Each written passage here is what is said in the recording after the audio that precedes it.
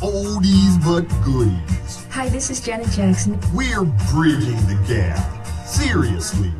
Splash Radio 94.3 New Jersey. Oliver Samuels here, and I just want to invite you to come out to the People Profile Awards Sunday, June 18, 2017 at the Bailey Hall right up there in Fort Lauderdale. Guess what? Me will be the recipient of the prestigious Lifetime Awards. Don't take out one syllable of the meaning of the word prestigious. It's a black tie affair. Nothing less. Yellow man, get your glass here. That is a great achievement.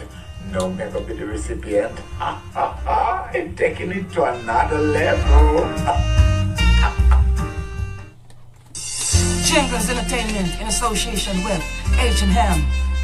How was it? Did you have Ted Green on? Mother's Day. Oh man, you know, it was good. Ted is, on the 14th of May, the club gonna be Club Eclipse. That's 247 Fabian Place, Newark, New Jersey. Y'all know what that is. Performing live as your host, Ghost Rider, if he wins, then the win is at his back, right? Because he's with the party. So Harlem ladies, my hope is that, you know, if he wins, that, you know, he fulfills all things he talked and all of about them rude boys, bring out your mommy. Remember, admission is only party and at the gate more. So remember, music provided by Unity, DJ Preto, DJ Jason, DJ Heard, MC Griffin, and Lady D. So remember, come on early, New Jersey, to all of my ladies. Best practices to, you know, help continue glorify. You know, he mentioned on the show yesterday, listen, Eric, you know, these stars brought the crime down by 70-something%. He said, however, you know, these young kids, we have to figure things out for them. We have to have interventions for them. You know, he's big on school, you know, parking. Huge. If he can resolve that, he'll be the Yo, New Jersey, New York, Connecticut. It's going down crazy. Island Mix and Team is lit presents the crazy party. Yardy versus Yankee. This party is going down at 188 Irving Turner Boulevard at Prince Hall. It's going down Friday, May 12th. Music by New York and New Jersey's hottest DJ. DJ you off the street, you can't park on the street, DJ Cranberry, DJ Russian, and Brad Supreme. And you know this party is hosted by the host with the FSMG, Caution Sugar, Flynn Team, Rum Punch Friday, Team Russian, and Monty the Hustler. Yeah, I don't know. But that's a big thing. And what did he say about it? He just said that he got to figure out a strategy. You got to figure out a strategy. But I said to him, I said a lot of your predecessors have said the same thing. You with all your tax needs. You know, we are a team of CPAs. But I mean, I got to be straight with him. You know, and then that's why you never. I've learned this political declarations. Never make those because it's hard. Parking is a. First of all, it's a residential city, right? It's not a large urban city. It's a residential city. So the tax base is under stress, within reason, but they've done a great job. Like I was driving up here, the streets are clean. The streets are clean. I like that. I don't care how bad your city is, the streets got to be clean. They have to be. And they have a great police director. Hi, this is McBoomin Moving. Box truck for rent for all your life. The chief is a woman, right? She is Northeast Orange. Oh man, I just was with her in church, man. Oh, $50 a trip from Monday through Thursday. And she was in North. $60 from Friday through Sunday. Oh, call 862-279-9300. All right, so we got to bring in another. All right. So we got two headsets. Black man, what's up? Oh man. See, I was just asking about this. Blast Radio 94.3. Dance hall, soca, hip hop and R&B, African, disco, oldies but goodies. Hi, this is Janet Jackson. We're bridging the gap. Seriously. Splash Radio 94.3 New Jersey.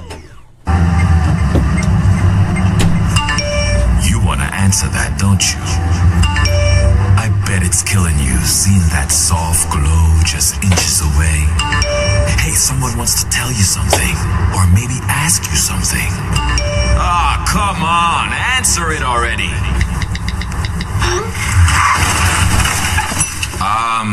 Just so we're clear, that wasn't my fault. Next time, ignore your inner thoughts. Don't text and drive. Brought to you by the National Highway Traffic Council and your friends here at Splash Radio. Is the brother coming through this morning? Is what's your name coming through this morning? Larger Come on, brother. How you doing? Shut it You just moved my bag. Here we go.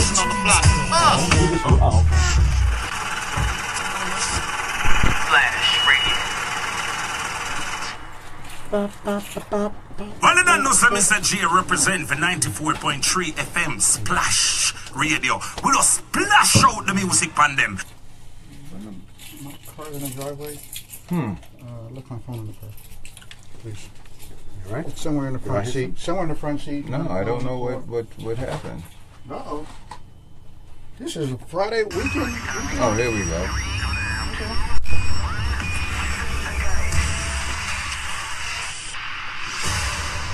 Ahem.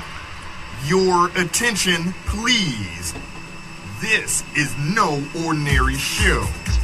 Covering news and information for Essex County, New Jersey, and beyond. This is the Eric Dawson Radio Show. Broadcasting from 94.3 Splash Radio. Now, here's your host, giving it to you like only he can. It's Eric Dawson.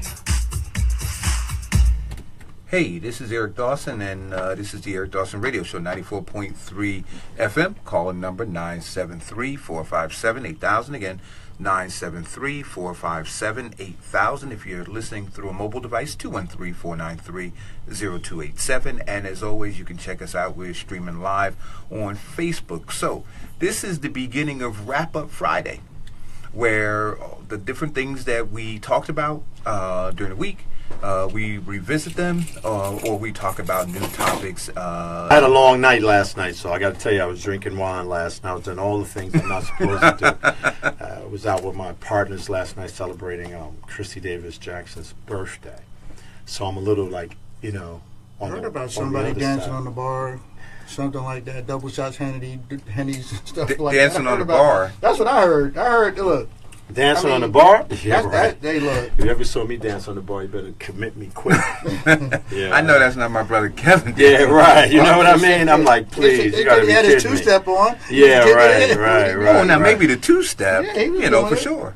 Oh, I could dance. Come on, I could dance, bro. I dance with that part. What's that? The boat ride. We're doing a boat ride this year again. Are you doing it? Yeah. We all going to be on that boat again.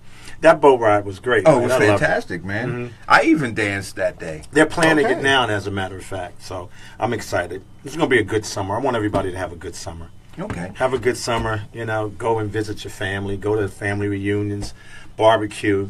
You know, we work so hard. We got to have something good to do. That's right. That's right. Know? So, and I know how hard you work. Oh, I mean, every day, 10 o'clock here doing this. This is a lot of work. So. Oh, yeah, they did a skit on him back in the day, and on who, me? Living Color. Yeah, Living Color. The man got 13 jobs. That was before I cut my dreadlocks. Well, today's economy, you got to have 13 jobs. I'm trying to tell you, right? man. Come on. You got to be kidding. Everybody's got to work 3 and 4 jobs. We were talking about yesterday as far as like Mother's Day. Oh yeah, Mother's Day. Happy Mother's Day, everyone. Yeah, happy Mother's Day weekend. I have a great mother. I have great daughters that I have a daughter that's a mother. You know, my wife's a mother. You know, right. So who do you buy gifts for? I buy gifts for my mother. Right. My wife and my daughters. Okay. Yeah, I do the whole thing. You do the whole thing. So he subscribes to what we were trying to. See, you can do that. You see when your pockets actually, I would rather not do it, but see when your pockets are deep, you can. Pockets are deep. You can buy for everybody. No. Everybody gets something. My mother, you get a car. Right. You get. My mother is 70 years old, right? So you know, come on, I gotta do that. My sister, of course, I should mention my sister's a great mother. So right. Yeah, I've been blessed. I have nothing but great moms all through my life. You know, adopted in, you know, my mom. So I've been happy to have that opportunity to have great women in my life. I like women. I love women. I love powerful women. I like effective women. I like women to challenge people. I like that stuff. I love that too. I'm so thankful to be born a man every day. I'm just saying. Look. I'm gonna tell y'all the truth. I'm happy to. I'm so happy to be a man. I love y'all women out there. whatever we would have been, I would have been happy. It doesn't matter, right? But I get it. I get what you're saying. I get it. I get it. I was just telling Eric what a wonderful woman he has. I was telling Eric what a wonderful woman he has. He has a great woman. Yeah, man. I mean, I see her out there working. Helping the people, the homeless, helping the family. When you share. When you share your vocation with your wife or your girlfriend or your significant other or your partner, that's a big deal. That's awesome. I mean, I worked with my wife for a long time. I said, we'll never do that again. But we still work together on everything. Now, I don't know that I got to work on whether or not I could work for her. Oh, yeah. Well, I could work with her.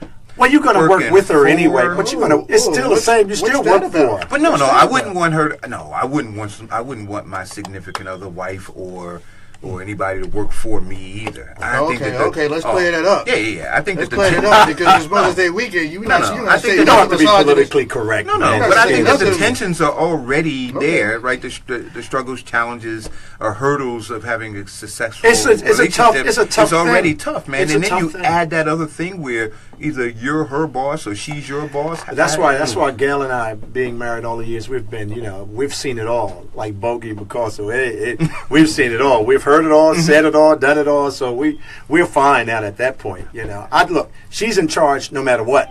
Well, there you go. There you so go. Don't get it twisted. Say happy wife, happy life. She's in charge no matter what. So any man out there that thinks that he's in charge is he's crazy. Yeah, he's crazy. He's in denial. Well, thinking about speaking about crazy and denial. Okay. That may be a great segue. You must be. Wait, I'm gonna guess. I'm gonna take the first guess at it. No, Kev. I haven't seen y'all in a while, man. What's going on? I'm gonna let you. No. I'm gonna let Kev get the first guess on who he might be saying. Oh, he must be talking about Trump. He's got to be talking about that guy. About Trump. Isn't he crazy? I'm afraid. Hey, listen, man. I got to tell you.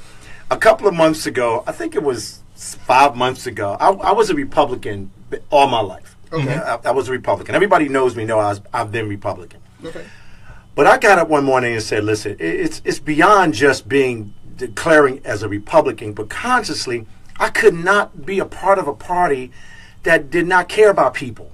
I mean, people say, oh, it doesn't matter if you I said, yes, it does. What you identify with is important to me, right? Right. So I could not consciously get up every day and open up the papers that I read and see the ugliness that comes from this party, right? This party of white rich men, right? That are basically conning, middle America, is suggesting that they care about those people, right? And they got the highest food insecurities in the world. They have the highest unemployment in the world. And then they sell them with this fake nationalism and populism, talking about make America great again. We all know what that means as black men, right? You already know. So I just couldn't do it. So I went to the gym, Eric.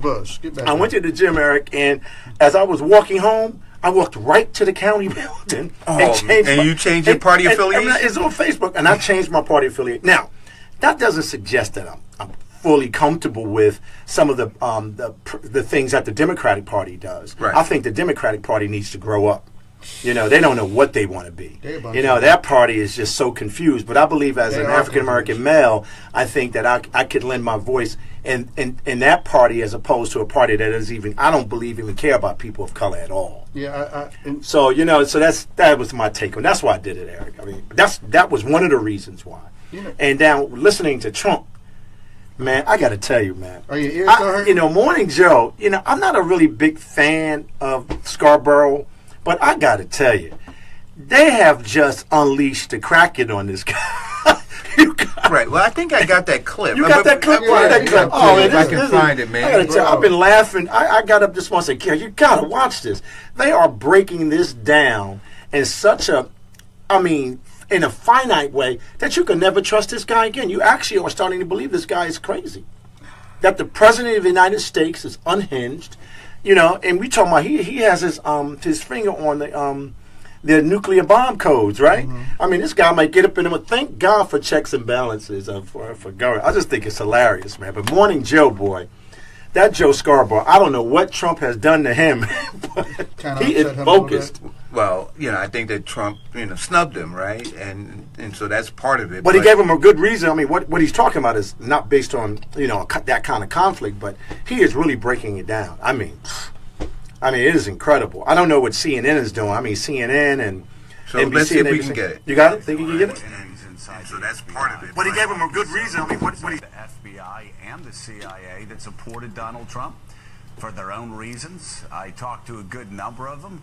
I talked to one yesterday who was absolutely stunned and said, this is the sort of thing that happens in Turkey. This is the sort of thing that happens in Russia. It's absolutely frightening.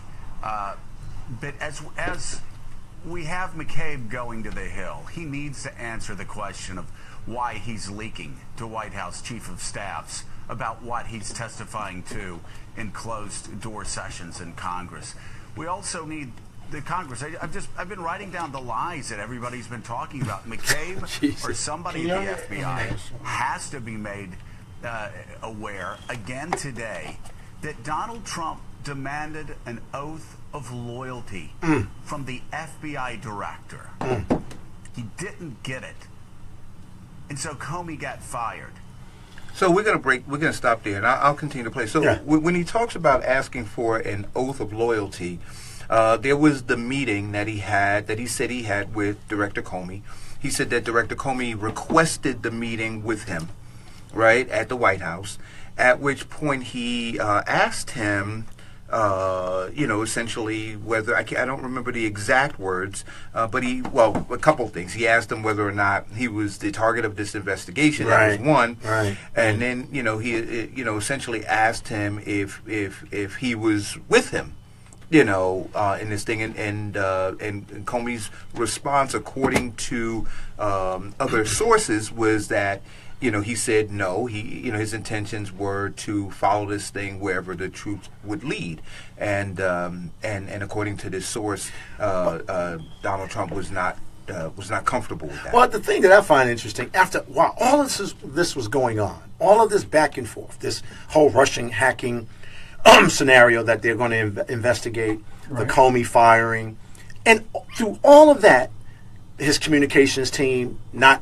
the narrative all wrong. I mean, but all the things that we've heard in the last 24 hours, how it is compared to what happened with Nixon. I'm quite sure Bob Woodward and those books are flying off the shelves right now. I wish we wrote those books back then. Right. But the interesting thing about it is that in all of that, he had the Russian spy. Mm-hmm. He had the Russian ambassador, right?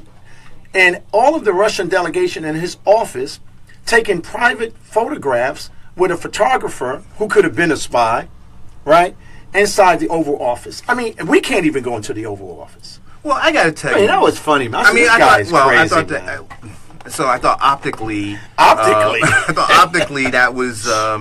it was challenging to the eye of any sane person. But there were people who said, hey, listen, Donald Trump is showing who's boss. As far as he's concerned, he didn't collude with the Russians. He thinks that all of this stuff is made up, fake news. He's going to move forward. He had what otherwise would be an appropriate conversation or an appropriate visit from somebody. And it just so happens that the timing of that, which was scheduled, by the way, and there are people who said he should have canceled given the optics, but he moved forward with that meeting, and he's pressing on.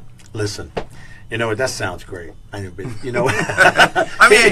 I understand. No, but I understand the explanation. I heard the same explanation. But if you follow his tweets, if you follow his state of mind, if you follow what his White House team has been doing, it is amateur at best, and it is reckless at best. And I am very afraid for this country. This is going to really impact. I mean, democracy is so fragile anyway, right? So this is going to really. I think two things should happen. We should continue to force him to tell the truth if he can figure what that is.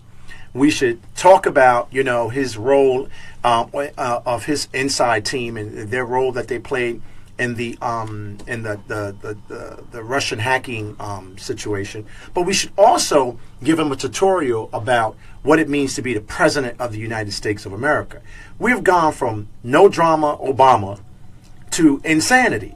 I mean, Obama rose the level of that office, right? He put it back in front of the world as a positive force for change and all of those things that he represented, right? And we didn't agree with him all the time either.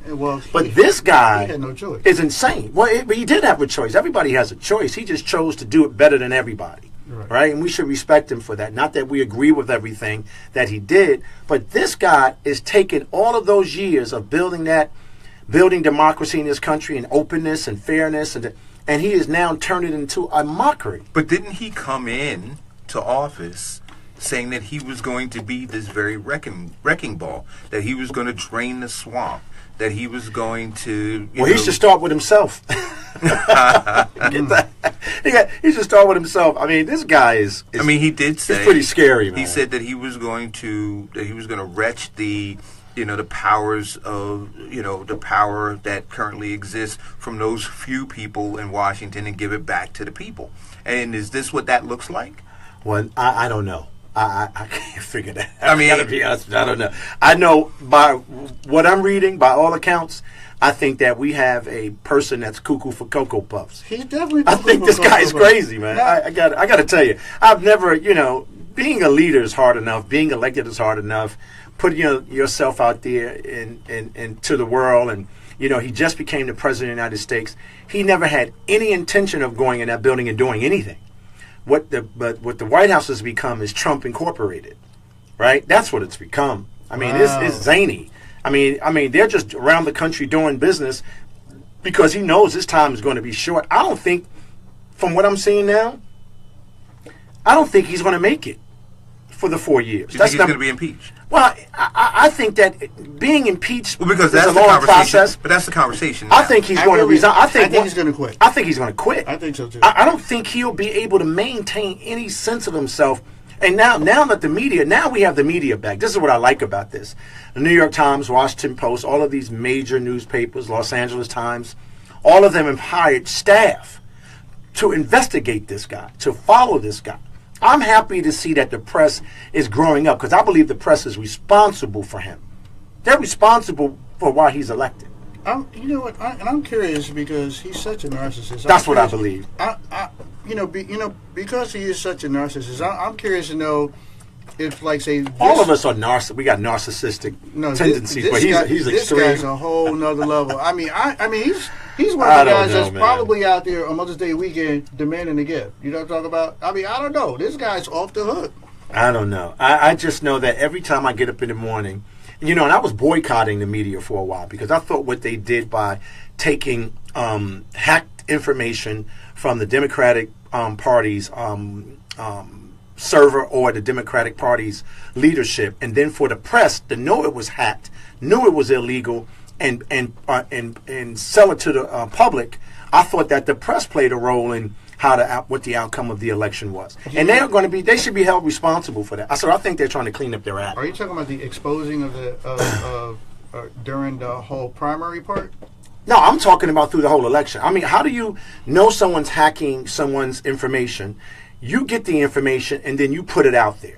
Well, that's not real. To me, that's not real journalism. What they should have done is what France did.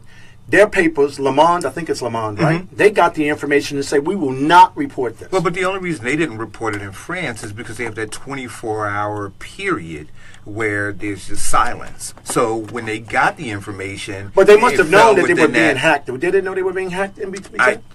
To my understanding, they did it. Oh, okay. And then they got that information, but it fell within that window, which I find bizarre, right? Mm-hmm. So that means that anything can happen. You can murder somebody, man. You could be the candidate. You can murder somebody within that 24-hour that's window. Kind of extreme. And nobody can talk about it. That'll be different. They will report that. Would they report it? I believe they would report. I believe that I got to tell you, the French, they're pretty interesting. All right. But I got to say, at least they handled it. They learned from what happened in this country, and they handled it differently. And I'm quite sure they're going to be handling it all over Europe differently, because they've seen what Russia has been attempting to do for the last several decades about, pushing themselves into whatever the process of a socialist process or democratic process. But I just believe that this guy here is going to set this country back for 25 years. Now, I don't know, did you hear this morning that Sessions has sent a letter down to the prosecutors across the country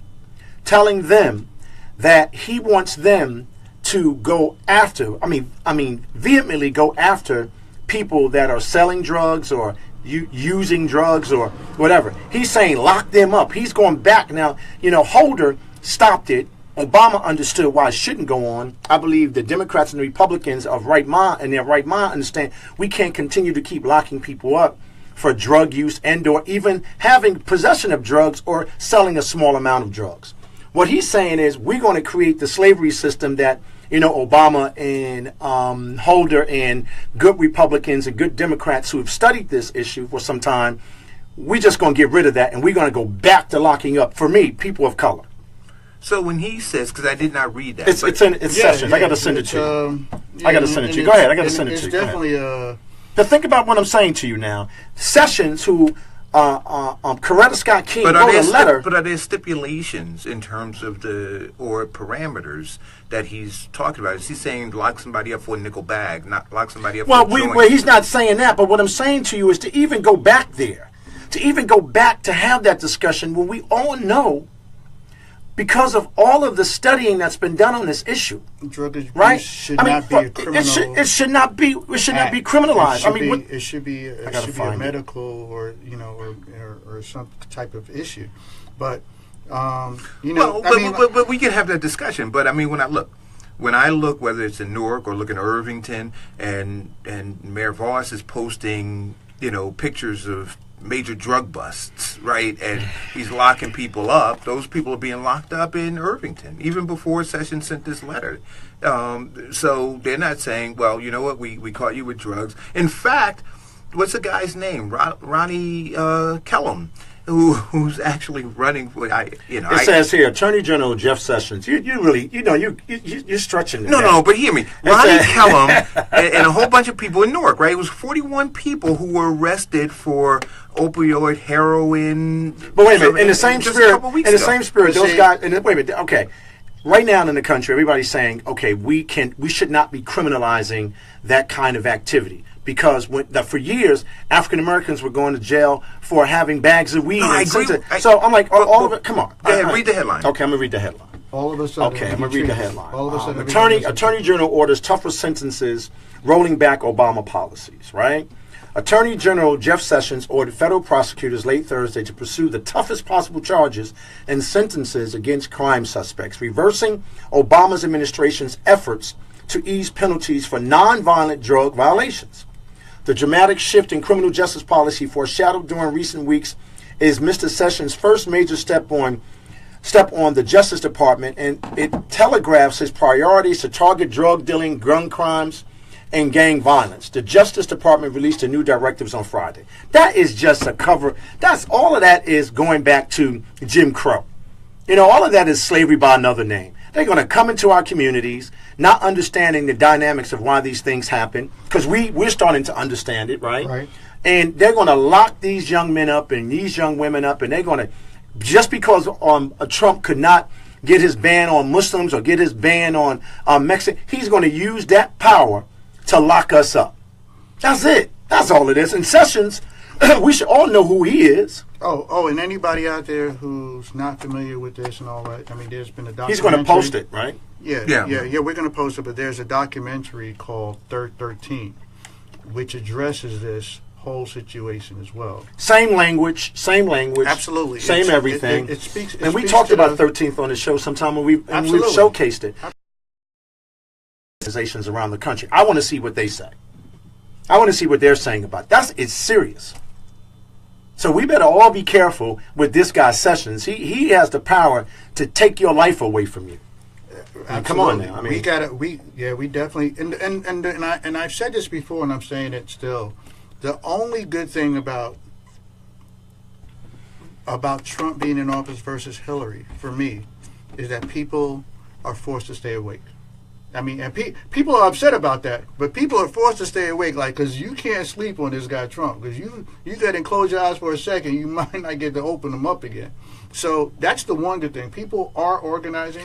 Well, here's the problem. Prosecutors already have too much power in our system. I agree. The defense attorney has no power. The prosecutor has all the power. Oh, right? It's insane. You should see the new bail reform system now that they have. The prosecutors are making so many decisions.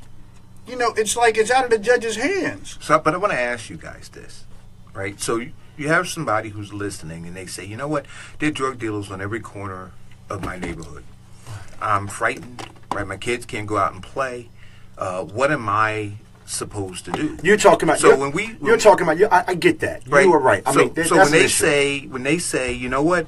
And then you have a mayor who says in one of these urban communities, you know what, we need to tell on them. We need to call the police. We need to occupy our blocks. We need to occupy our living rooms. So now, I mean, what is the message then? And then so now when you occupy the block, you occupy the living room, you see the drug dealer, you make the phone call. What do you want to happen then? We are not suggesting that people should not be penalized for doing bad things in our community. We're not saying. And we're not suggesting anyway that community terrorists or people that are selling drugs at a certain quantity or people that are involved in criminal, organizational behavior should not be punished. That's not what we're saying. But this is different. This is different. This is different. You're looking at the New York Times one? Right, the New York Times. So I'm going to post that. Yeah, post that. It's different. Because I want to go to a certain part of it that really speaks to what she says.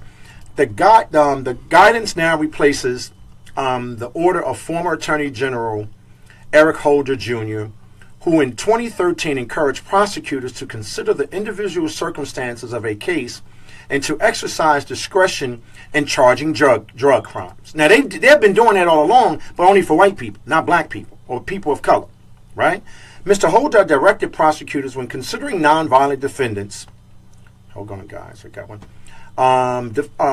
When considering nonviolent defendants with insignificant criminal histories and no connections to drug trafficking or other criminal organizations, we just mentioned that, to omit details about drug quantities from charging documents so as not to trigger automatically harsh penalties. Now, here's what I believe. Oh, and the other thing, what I believe. They wanted to reinstitute some of the mandatory minimum. But there you go. So now, we've been depopulating these prisons, right? For the especially at the federal level, we've been depopulating because we know they don't work, and incarcerating someone for a long period of time doesn't do anything to stop some of the criminal activity that's happening in our communities. What they're doing is, I believe, is a private deal to go back and populate those prisons because they're all being they're for-profit prisons anyway. Well, so I think it's a side deal. It's just like Betty DeVos, hiding the fact, or not hiding the fact, that her family, right, is heavily invested in private universities that get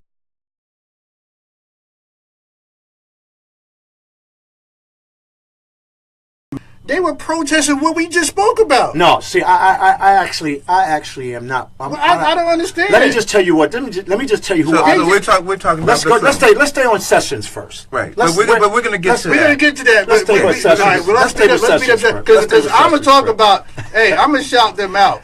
All right. But no, let's stay on Sessions. So at the end of the day, this is what I believe is going on, right, with Sessions and why he has done this. I mean, because of all the things to be talking about right now, he has to recuse himself from the Russia investigation, right? And his first day on the job is to do this. This is what I mean about the Trump administration. They do want to make America great again. They want to put us back in prison.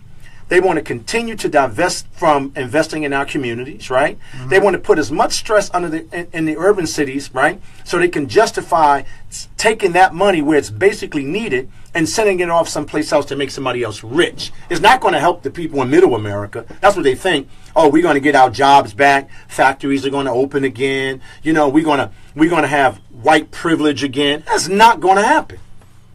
So, they bought the con job. Now we gotta suffer for it. And I want to see where our leaders are on those issues. Well, not standing up and we're going to march. I get all of that, but I'm talking about really sitting down and mapping out a strategic plan that prepares us for the onslaught of what's going to happen in the next 3 years with this administration. Right. And I'm not talking about emotionalizing. I'm talking about a real plan to say, hey, look, what about if this happens? What do we do in this case? Well, and so to that point, if what you're talking about actually comes to fruition, and reading the article, I was trying to skim through it. Yeah. He said that he's reviewing, or that the department is reviewing the policies from Eric Holder, right? And they're going to be making some decisions. But if they are trying to roll back to 2003, George Bush era, what are we doing in our local communities to make sure that our elected officials are speaking to us about that and talking about how they plan to rally and push back against that? I fear that we're having these nonsensical community meetings about stuff that has nothing to do with these big issues. Look, I said this last week, right? I think I said several times on your show. They're all worried about being reelected. Right. Nobody's talking. And then when you go and you have these community meetings, you're talking about, look what I did in 3.5 years. I still can't understand that. I mean, I think you do need to promote what you're doing to your constituents. Right. But if you are doing it, I truly believe New Yorkers are so smart, they'll see it. So if you're going around, promoting what you're doing all the time, that means you're not really getting anything done. You're trying to get us to focus on this while this is really happening. And that's what like I said to you before, yeah. Essex County has the densest population of African American mayors of any county in these entire United States. So whether we're talking about the mayor of Newark, the mayor of Irvington, East Orange, right, Montclair, I'm saying, why aren't they collectively having these conversations with our communities and talking to us about this? If these things are really happening, what the hell are they talking to us about? What do they want to be reelected to be able to do? I need them to be proactive, not reactive. I think that this is, and I hate to say this, I'm not proud to say this. Oh, everybody, this is Reverend. This is the worst. This is the worst that I've ever seen it, as far as the grouping of elected officials I've seen in my lifetime. Preach. I don't think that we have the best quality leaders managing what you just laid out. I just think that their motives are different. I don't think they understand government in any serious way. They're not really serious administrators. You have to be an administrator when you're the leader of a city, right? And that's a serious business. Being an administrator is very difficult. I watched Sharp James from a kid, and I watched how he engaged his staff and developed.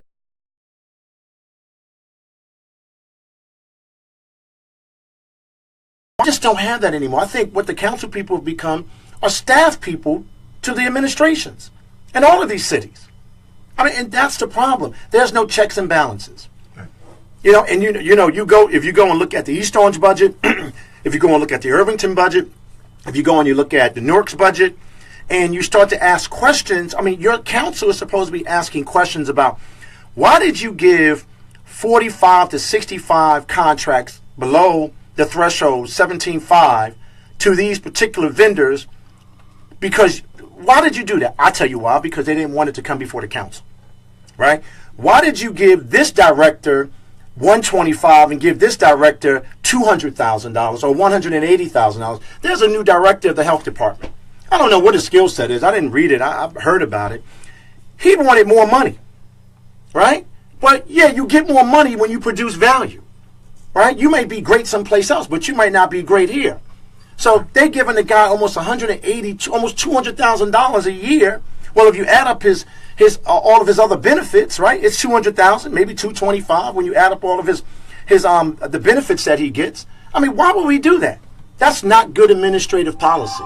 That's all I'm saying, guys. I just don't think we have the quality leadership that we're used to, even though that some of the other older guys didn't do a good. But I know Mayor Bowser was an administrator. I knew Sharp James was an administrator, right? I knew those guys. I knew how they operated within their city. So all of the new guys, I call them the new crop of mayors and leaders, they have to demonstrate a different kind of leadership for us to be able to embrace them. Right, but along with all of those very local things that you're talking about, local politics is very important. Local politics are very important. They impact what happens nationally. I'm gonna play a little bit more of That's rough, man. Go ahead. Lied in his statement. Turn it up. As to the firing of Jim Comey, saying that Comey had told him 3 times that Donald Trump was not under investigation. The fact is, Donald Trump's collusion with Russia, Donald Trump's team and their collusion with Russia, actually is part of an investigation that Jim Comey had told the Deputy Attorney General he was going to expand. After that, we find out that Donald Trump calls the Deputy Attorney General and the Attorney General into his office and say, draft me a memo, I want to fire him. Yesterday, Donald Trump and others said Comey was not fired because of Russia. We find out again today, as we read the papers this morning, all lies. They were all lying. Everybody in the White House lying through their teeth. Okay, so I want to ask this question. We see a lot of that going on at the local level. We do, but the FBI director works at the behest of the president, right? He's at will. The president can fire him for a cause or for no cause. All right.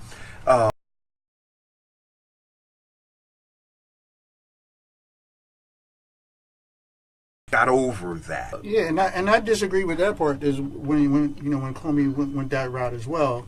To be honest, I think he should have moved forward with that investigation. You think he should have moved forward on what investigation? No, in regards to what was going on with the Clintons and what. Why would he do that? There was nothing there. He should have never weighed in. That was inappropriate. Well, that's the point that I'm saying. It was inappropriate for him to weigh in, and I think that a lot of people said that. And I think that Donald Trump, well, he was open about how he felt about that. But the question that I'm asking is this: no, it was nothing. Nothing. I don't know. I think that they made. But he came out. He came out and said, "Listen, after doing an in-depth investigation, the FBI, right? Who a lot of them didn't want Hillary to win anyway. The CIA and the FBI, a lot of that community didn't really like the Clintons, right? But for him to come out 3 or 4 or 5 days before the election and say, "Oh, you know what? We might have to go further in this investigation and we'll get back to you," while they're getting ready to vote for her or endorse Trump a week later. That was irresponsible. That has never happened. That's unprecedented. It should have never happened. So here's the question. And then he comes back out a couple of days later and says, "We've done this exhaustive research and nothing's there." But then he comes back 2 weeks ago. Now, he's no angel now.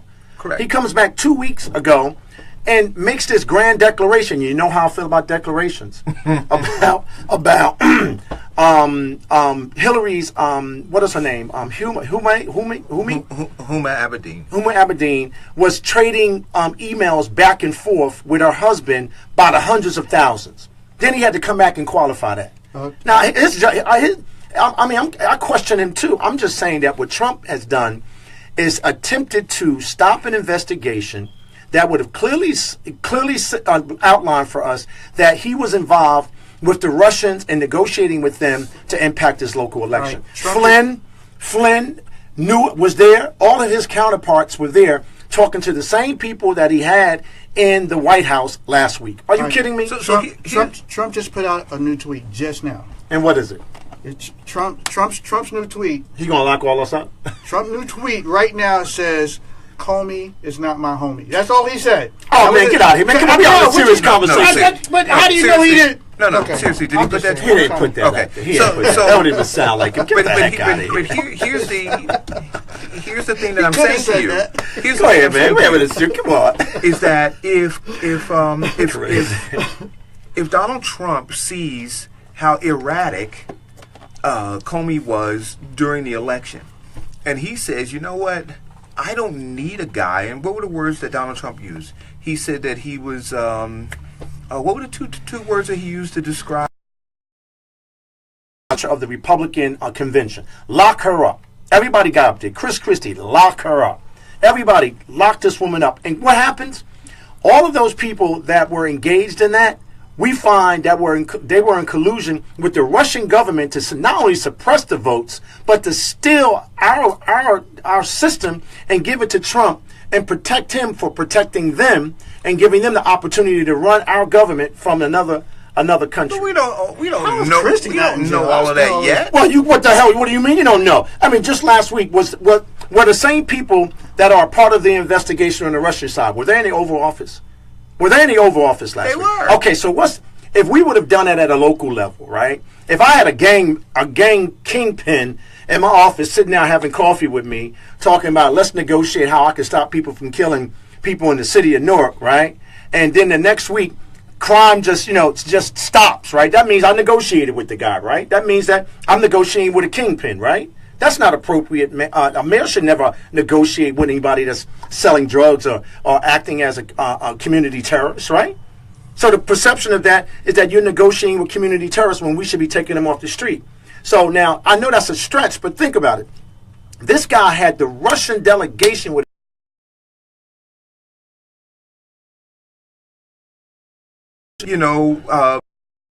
put out his own letter and then contradict everything they said. So now the White House looks disjointed. Look, it's not that somebody. But they are disjointed. Somebody said to me this morning. But why didn't you just say I fired him? I wanted to fire him. I thought he was incompetent, and that be the end of the story. So I really should have been live on ABC with that big round table. Someone said to me this morning that we no longer. We don't have. It's not the White House anymore. It's the lying house, right? Because that's all they do. Since for 120 days, this guy has gone in front of the world and embarrassed us at every level. From having his meeting with Merkel, having his meeting with the Canadian Prime Minister. This guy has embarrassed us all around the world. And this is just, listen, I don't think he makes it through this. I think this is just going to continue to keep unraveling. And I don't think he can handle the pressure. I think that once they get to where they really want to get in the investigation, he's going to resign. Who was it? Maxine Waters said yesterday that she wants to push for Maxine Waters be going. I love her. Oh my God! Yeah, she said she wants to push for an impeachment. Well, okay, I get that. I think she should keep saying that. But the impeachment process is quite now in 2018. But what it does is having somebody at that level, continue to put that in the ear of people, right? It starts to.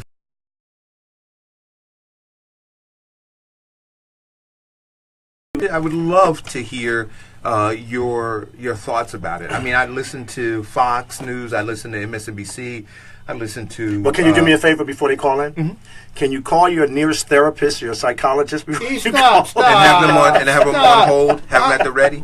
I mean, stop. I mean, good. Because if you justify what we've seen in the last 120 days, no, you can't. I got a doctor for you. I would love to. So the call number is 973-457-8000. If you care to call in and talk about that. I got a doctor for you. I'm sorry, man. So other than Trump, man, what other news is there? I want to talk. I want to talk about old girl. Oh God. I want to talk about the votes. I want to talk about my HB.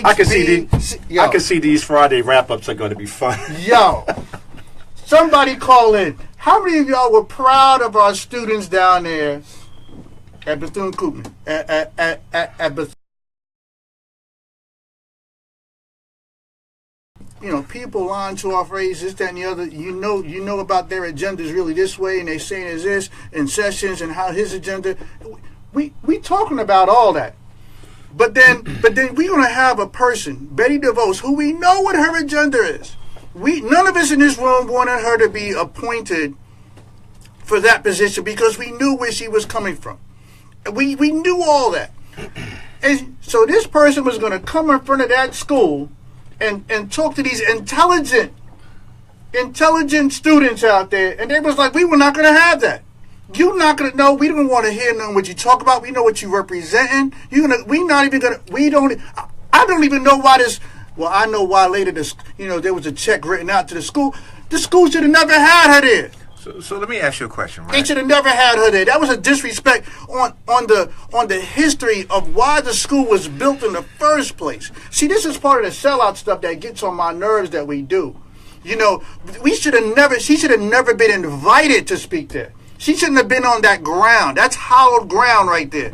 All these schools that were built all these historically black colleges and universities were built off the backs of some of our greatest ancestors. We should not have had her up in that place. Well, I gotta tell you something. I didn't appreciate it. Now, let me tell you why I didn't. You got to go back. You got to go back and like unpack this, right? First of all, what happened last week with the letter that went out that actually questioned it questioned the legality of capital improvement money going to the black colleges, right? That was weird. You have the black university presidents there. There was an uproar about that. It was a photo op, right? And then 5 weeks, 6 weeks later, that clause is included in questioning the unconstitutional effect. The unconstitutionality. You got to get the language right. Yeah. Of them giving capital improvement money and to the bill. It was really about whether or not, absolutely, if you'd given it on the grounds of race, or things like that, then it's unconstitutional. It should have never been included. It should have never been included. But here's the thing that really bothers me, and I've watched this. Barack Obama, who I support, right? I think he was a phenomenal president, right? And presidents can do but so much, right?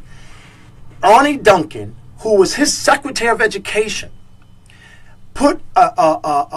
impacted gap funding, right? That was given to these same African American students to their parents to keep them in school. He took that away from them. And so that's my question. And here's the issue. Wait a minute, though. I didn't see a human cry on that. Exactly. Now, it was written in every paper in the world. I mean, it was a big deal. And that's annoying. Wait a minute, though. No, what do you mean annoying? Wait a minute, though. Wait a minute. Let me finish. You got to unpack it. Right. So let's just deal with that. So, but that doesn't say that he didn't support black colleges. But that Arnie Duncan, right? The architect of charter school, the architect of the charter school explosion in the country, right, took that gap funding away from African American parents or parents of color, right? He took it away. That was not an act of Congress. That was not an act of the Senate, and that was not from the president. He wrote that in. He took that away from him. It was a major issue. I didn't see anybody crying about that and screaming about that. And they should have. But then, if you follow Barack Obama, when he spoke in his last year to the black colleges, when he went to Howard and he said, "Listen, it is all right to march, right? It's great to march, it's great to protest, but what's your plan afterwards?" Now, he's been having that dialogue, and he's focused on developing new leaders for the future, and I appreciate that about him. I think he's great for doing that. But now, here it is. The president of the university knew that this was going to be a big issue. He's the one that I hold responsible for it all. Right, no matter what his reasons were, if it was to curry favor with her, if it was to curry favor with the administration, whatever his reasons were, he knew that this was going to be a sensitive thing, right? And he knew that the young students are really quick to radicalize themselves on something that they believe in, which I get that, right? But he was wrong, and they were wrong. She should have never been allowed to speak in the first place. That's what I said. But if that was the case, what he should have done was brought those students in a room and hear what they had to say prior. No. Listen, let me finish up. Prior to her coming and speaking, and he would have understood it might not have been a good thing to do. I'm not suggesting to you, Ian, that they don't have the right to protest, but I just think it was managed the wrong way. Now that's my opinion. Well,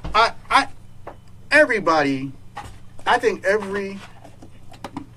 especially the black colleges, universities, I think every president knew what would happen if she would have walked up in that place. I think everybody knew, and I think she probably had to shop around to find somebody to finally say yes. Well, I don't doubt that. To be honest with you, that's how I feel about it.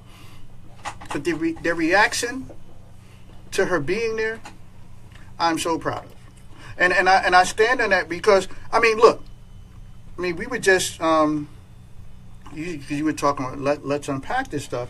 I mean the one thing that to backtrack a little bit, the one thing that always bothered me, especially in the black community, that Democrats can do something that is harmful to our communities, and we're so blind. We have blindfolds on when they do it.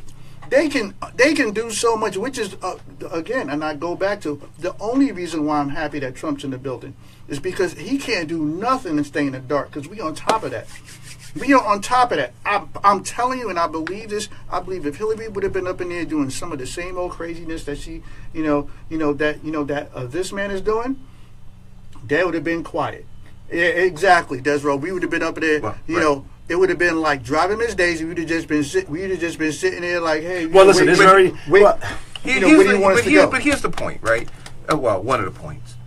The even with the insertion of the the unconstitutionality. Yeah, I gotta get that language. And I'll look it up during our 11 o'clock break, and then we'll come back with the exact language. But Donald Trump said that he is unwavering in his support for HBCUs, that he fully intends to provide this money to them, that it wasn't a photo op. And so that was a photo op. Yeah, go ahead. I got you. But he said it afterwards. He said it afterwards, right? So after the thing. So we'll see whether that comes to fruition. I don't think he's going to do anything to impact them, but I think that our black colleges need to think about re-engineering themselves anyway. Their model is not going to work. It's not going to work in the future, and I think we need to look at how do we rework what they look like in the next decade. That's what I think. I think we need to have a serious conversation about it, because they're very important. But they're very important, to go to college and have that kind of experience with with people that are like you and people that understand and have an historical connection and a community connection, and that your professors and your administrators understand who value you and value what kind of quality education you get is essential. All right, but I think the model has to change a little. Right, the break's about to happen. We'll be back in how long? We'll be back in about 5 minutes. About a 5. Right, but then I want to also talk about. Man, we got 1 minute left. You can't kick us off the air. No, here we go. It's gone. We out. Radio. We gone. 94.3. Radio. Y'all are Dance hall. So let me find that language. Hip hop and R&B. African. Disco. Oldies but goodies. Hi, this is Janet Jackson. We're bridging the gap. Seriously. Splash Radio 94.3, New Jersey. May 12th, the biggest tourist bash Jersey has ever seen. Lux Entertainment brings to you New York meets New Jersey. Tourist state of mind. Y'all, look, we're going to take this break, right? Birthday bash for Little Rihanna, DJ Ted, Hot Rod the Guy. So we're going to take this break for a couple minutes, y'all. Run to the bathroom. Go back to your desk at work and act like you're doing some work. You know what y'all doing over there. Go back and do that, but don't, come on back, while these commercials are going on, all right? I'm not, we definitely going to go and continue having this thing about the vote, because I'm 100% back, behind our students. We were on point for that. And y'all, call in and chime in. Let us, get your opinions on that. On this subject or any other subject. Call in on that, because, this radio is for the community. You know what I mean? And I hear you, my Dory. I hear you about that. Jingles Entertainment in association with H&M Production presents a tribute to All Mother. On Sunday, May 14th, it's a Mother's Day dinner and concert starring Jamaica's living legend, Mr. Rocksteady, Ken Boo. You got about a couple minutes. Go back and act like you're doing some work. Walk around the fax machine. Do what y'all got to do. Along with Jamaica's singing sensation, Go! It's a tribute to All Mother on Sunday, May 14th, Mother's Day. It's a Mother's Day dinner and concert at Clubby Cliff, 247 Fabian Place in Newark. It's a Mother's Day dinner and concert starring Jamaica's living legend, Ken Boo. Oh, you're still waiting for the address to send. And Jamaica's singing sensation Goes. Also performing Jeffrey Smith and New Jersey's own Patrick Irie with MCs Greg and Lady D. Music by Unity Music, DJ Prento, DJ Jason, and DJ Earl. Hours served from 6 p.m. until 8 p.m. Showtime is at 8 p.m. sharp. Early bird tickets are available now for $40. In Somerset at the Island Breeze Restaurant. In Teaneck at a Taste of Island Spa. In Newark at Tasty's Restaurant. In Patterson at L&A Restaurant. And Golden Cross Restaurant. In Orange at Unisex America. In East Orange at Tropical Flavors. And People's Choice Restaurant. And Michelle Restaurants in Irvington. Don't miss a Mother's Day dinner and concert. Sunday, May 14th, Mother's Day. Starring Jamaica's living legend, Mr. Rocksteady, Ken Boo. Hey, get your behind ready, Najee. Look, man, I'll put you, look, you don't understand. Hey, did you see that post online about Julie? I totally wrote it. Wasn't it hilarious? Is all of that true? Who cares? She's done anyways. Are you talking about that post about Julie? Yeah, funny, right? No, but that post about you was. What post? Oh, you didn't hear? You're fat, you're ugly, you're stupid, and oh yeah, you smell too. The whole school saw it, no big deal. That's so mean. Did they really write that about me? No, but how does it feel? Sometimes you can feel all alone when being bullied, and that's when you can really use a friend. If you see someone or know someone that's being bullied online, let them know they're not alone. Stand up now, support a friend, and save a life. For more information on cyberbullying, visit stopthemean.wordpress.com or call the hotline at 1-800-555-STOP. A message from your friends here at Splash Radio. You know, I'm over here multitasking without... okay. You don't know what I'm talking... Yeah, you know. Any of you guys out there know what I'm talking about. Y'all know. Box truck for rent for all your life. Oh, I hear you, Albert. Anywhere within the North. So yeah, man, we got this commercial break, y'all. We're gonna be back in a minute. $50 a trip from Monday through so go ahead and take advantage of this break. Come on back. You know, we gotta pay the bill. We gotta pay the bill. You know, it's just one of them things we gotta do. So we gotta take this break. We gotta pay the bill. 279 Dr. 9300. Bethune probably got up out the grave and started tap dancing. Splash Radio 94.3. With them students did reggae, dance hall, soca. Oh, you can't move like okay, well. Hip hop and R&B. The African. We about to come back in? Disco. Huh? Yep. Oldies but goodies. Hi, this is Janet Jackson. We're bridging the gap. Seriously. Splash Radio 94.3 New Jersey. Well, I don't know, so Mr. G represent for 94.3 FM Splash Radio. We just splash out the music on them. See, like we can You're listening to the Eric Dawson Radio Show on 94.3 FM. Which one was mine? Hey, so welcome back for the second hour of wrapping it up on Friday. So I think I found it. At 876-715-5205. You sure you ready to come back? It sounds like we got some bills. No. We still paying bills? Pay some additional bills? No, we're done. All right, well, look. I'm having fun. So you'll be having fun. This is my point. This is my point. Oh, you're back to that again? I got it because they deserve the credit. The reason why I was so happy and proud of their response and stuff like that, I recall not too long ago, it might have been a year or so ago, with Kane University, originally had Common was going to be their commencement speaker, and they turned him around from speaking. We talk about Common. Now we know what type of rapper he is by comparison, right? He's a great guy. From one song, whatever, or because of his support for Assata Shakur, the police in this state and whatnot and other organizations did not want him to come and speak there because of that. And if y'all don't remember this, look it up.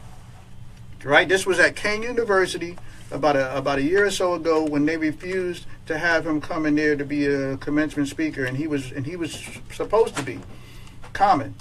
And because of his support for Assata Shakur, who is wrongfully accused of murdering state police, because of his support of her, they denied him the opportunity to speak to those graduating students. So now we have, fast forward to this lady, and we know what her agenda is. Nothing about her agenda is pro our community, pro working class people, pro any of that. All right? And for these bright and brilliant students who became graduates, yeah, that's right, Josetta, it was 2015. And these bright, brilliant students who took the time to study and graduate from this historically black college saw that, and they knew who was in front of her, and they was like, we don't need you here. First of all, you shouldn't even be here. And that part, are we all in agreement that she shouldn't even have had even gone there in the first place? I'm not in agreement with that. I don't agree that I don't think she should have been there. But here's the problem. This is their day. Of course, they can do whatever they want to do. I get that. I believe that the administrators were negligent. I believe that it should have never gotten to that point. This was their graduation, right? This was a special moment for them. I thought they handled it poorly. Okay. So before we bring the caller on, I want to read the actual language. It said, my administration shall treat provisions that allocate benefits on the basis of race, ethnicity, and gender in a manner consistent with the requirement to afford equal protection of the laws under the Due Process Clause of the Constitution's Fifth Amendment. That was not even necessary. I mean, but that's what he said. That's what he said. And then he went back and he cleared up and he said that he's unwavering in his desire to support. Well, it's no longer the White House; it's the lying house. We don't know what he's. All right, caller. Good morning, caller. All right, I guess. Hello. I guess we don't have a caller. All right, they'll call back. They'll call back. Call back. Whoever that is, call back. Yeah. So I mean, look, they did what they did. It's over. I thought the way. Again, listen, we're not. I think Ian is suggesting. I think Ian is suggesting, Eric, that we don't value protest. That's not what we're saying. No, I'm not saying that. And we're not saying that we don't support young people and being engaged. We definitely support that. We were once young. We were engaged. What is the part that you guys disagree with? I disagree. I believe that the administration should have known, or should have understood, or should have talked to those kids about who they wanted to have speak to them, right, for their most important day in their lives. The messaging in leaving college is very important. That leads you on to making good decisions and being good citizens. But here's the thing that we're leaving out of this. And then the administrator. What's the administrator's name? But here's the thing that we're leaving out. What are we leaving out? There was a third-party group. They're ginning up that's right. They were radicalizing. They were radicalizing these kids. Right. Which was these unfortunate. kids wasn't organic. Yeah. What happened there was not organic. He's right about and so that. we have to have that honest discussion about that. Right about that. It wasn't organic. They were being radicalized. You're right. And that's what happens when, I thought that was irresponsible too. But think about all the parents. And so they had an opportunity. It was a teachable moment for these kids, right?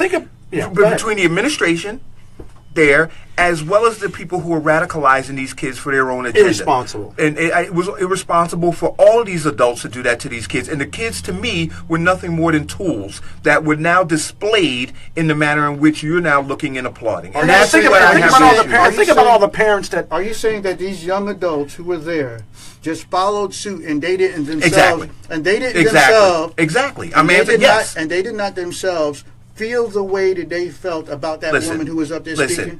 I'm telling you, there were at least 2 weeks they were being radicalized to do what they were doing. That's true. That's not to suggest they didn't know who she was, right? But they were being radicalized. Okay. I'm suggesting that they wouldn't have stood up. They wouldn't have turned their back on her. They may have felt odd about her being there, but what was displayed was intended by the people who showed up there on that campus to radicalize those kids. I can say this. Do you disagree with that? I'm not sure if they still would not have protested in that way. Well, listen, they're not the first. Let's be clear. We're not just talking about any college or university. We're talking about a historically black college or university. These pro-black students, aware students, intelligent graduating students may not have just... Right. But what I'm getting at is this, right? The same way we saw in Newark, right? I'm going to bring it local. We saw thousands of kids radicalized, right, true. over Cammie Anderson. Do you understand what I'm saying? So those kids showed up, the media showed up, everybody showed up. Those kids were good for headlines, good for photo ops, good for all of these people who had political agendas. And then when they left, these kids didn't know what to do. We lost them. Those kids. We lost them all. Those kids are angry. Those kids are angry. And so I'm saying to you, Ian, that we have to be careful when we allow outside influences that have their own agenda, right? Their own agenda, to take our children and radicalize them and use them to fulfill their own personal agenda. And that's what I'm saying happened. Okay. My thing is, if somebody influenced that response, I don't think it was the wrong response. Me personally, I don't think it was the wrong response because of who she is and what she represents. But in contrast, I did not see, sadly, as many of us protesting for people like Common when he was turned away right here in New Jersey. Right here. Hey, King University is not far from here. I didn't see us out there talking about, what do you mean denying this man to speak just because he's supportive of Assata Shakur? Because he spoke highly of her in one of his songs, and he's been clear about that. Well, your argument, okay, not your argument, but I understand what you're saying. I mean, I disagree with you. I think the administration of that school should be brought to task. I think those parents that have saved all of their money and scraped all of their money for all those years to send those kids to school should have been able to celebrate. They did celebrate. That I don't think so. They did celebrate. You don't think they celebrated their graduation? Absolutely. They still walked across. I think it became. They still walked across that stage. It became a circus for people who had political agendas. Right. That's it. I'm telling you, that's what it became. I don't think she should have ever been there. I don't think it should have ever gotten. All right. So what is okay? We're talking about this individual who has the. We know her history. We know how bad she is. Okay. That's why she should have never been invited. Right? Okay. Okay. But being that she was. How should she have been received? Are you going to tell me that these students did it wrong? She should have never been there. I agree. But if you're saying, but if you're telling me that the response by the students was wrong, even though we all agree she shouldn't have been there in the beginning, what would have been the right response? Okay, we accept democracy in action. I just thought all parties, right, based on the radicalization of what was going on in those 2 weeks, what the administration knew, what Bessie, but actually she should have used better judgment in not going herself. But she believes she's one of those typical, ultra rich, ultra liberal. So let's have that discussion about that believes that she was with the culture of what was going on. Yeah. So I don't know what her. I know she's a Republican. I know her family is from Milwaukee. I know the role she's played. I think it's Milwaukee. I know the role she's played of course. in the charter school movement and the voucher movement. And I think that she should have never been put in charge of anything. You don't think? Because I don't think she has the sensitivity and a deeper understanding of how to manage it from that perspective. That's not to suggest that she doesn't have things that she cares about. I don't know her. I shouldn't. I'm not trying to imply that. But I just don't believe that. That was the best use of for the day. Okay. I just don't believe. Okay. So my only point. Now let's be clear. We didn't say we agreed with her. Okay. We didn't say that. Right. We didn't say that. We didn't say that. Democracy in action and having our young people actively engaged is not a good thing. But you have to do it with a purpose. It has to be focused somewhere. There was a purpose. There was a reason they just booed it. Listen, they're not. Let's be clear. They're not the first school. This has happened in our colleges all over the country. So I'm not saying that was something foreign. I mean, protest. It happens all the time on our campuses, which it should. You should. But I'm just saying, on that day, I thought it should have been handled. All right, but check this out. What about? Remember when she first got appointed? And she went to this one school to go visit, and they wouldn't even let her in. I heard everybody applauding that response. I heard everybody applauding the fact, denied her entry into that school. Everybody applauded it.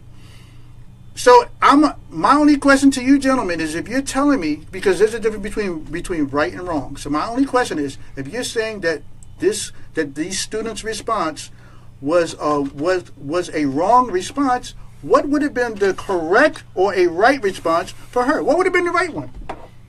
She shouldn't have been there. No. But that's not the question. It's not the question if she should have been there or not. I don't believe she should have been there. So like in that stance, we are all in full agreement. I understand your question. So what I'm going to say is specifically what is the right response? Right. So it's hard to say because it wasn't organic. I'm saying any organic response would have been a right response. I can't tell a kid that they can't feel a certain way. What I can say is when it's manufactured by people who come there with the express purpose to radicalize them, so it shows up on the front page of the newspapers and it shows up in the headlines of the news, I'm saying that in totality, that was the wrong response. Let's go. Let's find what Whoopi Goldberg said. And people listen out for this. Whoopi Goldberg. This is my point. Google it, booing Bessie DeVos at Black College Commission. Let's go see what. Okay, cool. And while you're talking about that, let me remind some of us that a lot of times we had our great leaders out there. When we had our Malcolm X's out there and others like him out there, and people went to listen to these great leaders, sometimes these great leaders directed us in the direction that we needed to go in. So maybe I didn't go to hear a person speak and know that based on what they said or whatever was going to direct me another direction, but it did. So it's nothing wrong if these quote unquote radical protesters came out there and they showed these students something that they should have done, or they should come and join you, because they didn't force them to come join them. They didn't force them. They said this, that, and the other, and we're not going to just let her. And the students was like, you know what? You got a point. Why should we even let her up in this building? Why should we give her the respect on being heard when we don't feel she listens to us anyway? I think the administrators were wrong. She should have never been in the first place. We have no disagreement there. I think those parents were robbed out of. I think those parents were robbed out of a special I think the parents are probably so proud of their students. I know I would have been. If it was my children over there out there graduating that day, and they stood in protest, and they took a position, and they did that. There's 100 ways. There's 100 ways. There's 100 ways to protest. There's 100 ways to protest. But you know what? There's never been a satisfactory protest to anybody.